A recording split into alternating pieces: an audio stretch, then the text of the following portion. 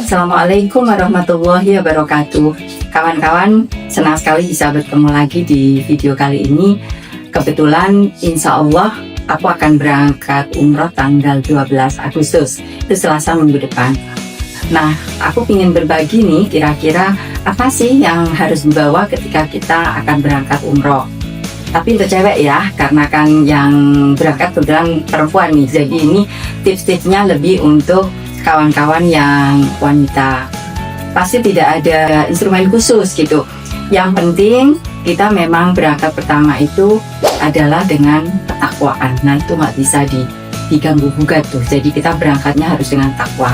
Nah, tapi barang-barang apa nih yang kira-kira bisa membantu kita ketika kita di sana dan nanti kita tidak kebingungan? Yuk simak ya tip-tipsnya apa saja.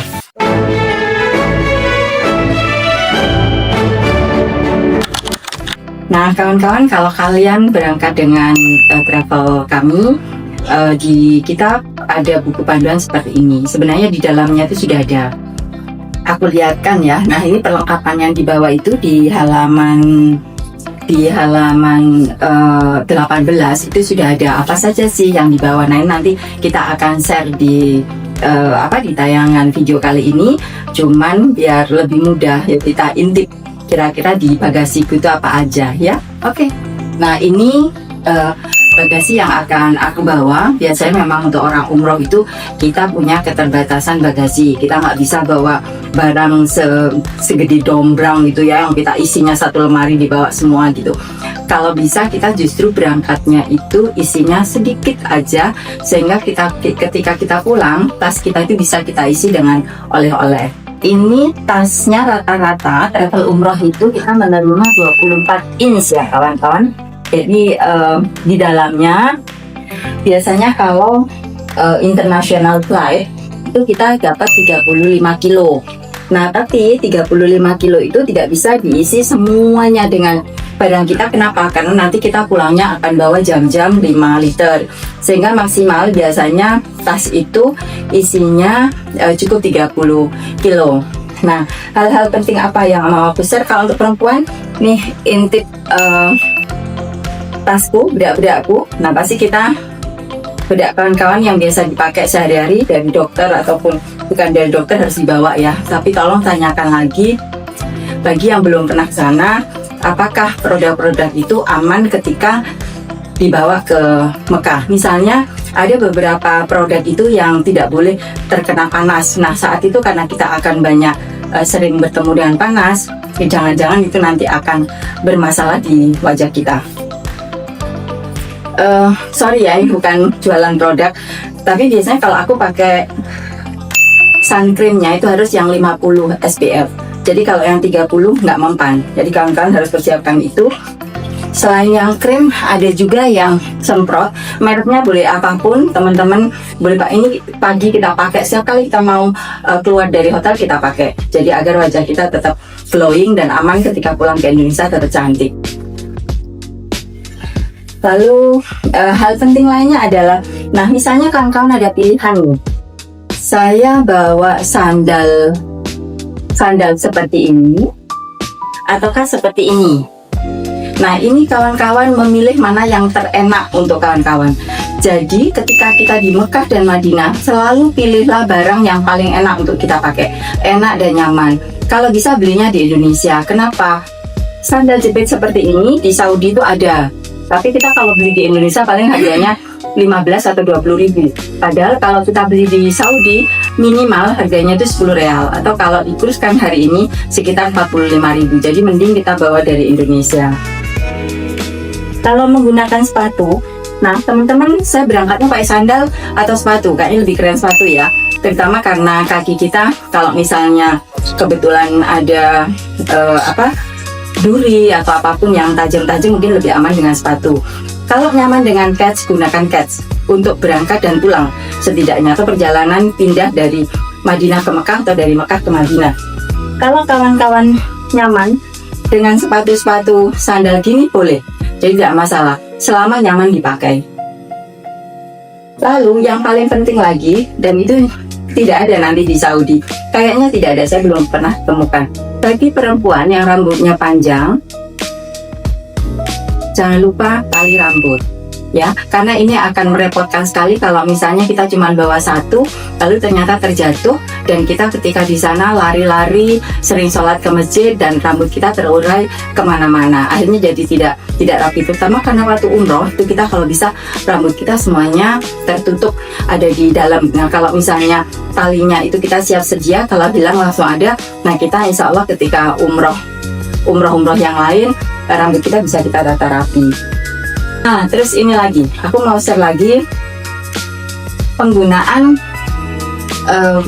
biasanya kan baju kita itu baju gamis ketika kita di sana. Dalamnya tuh pakai apa? Boleh pakai daster. Jadi kalau kawan-kawan pakai daster ini jangan dipakai ke masjid ya.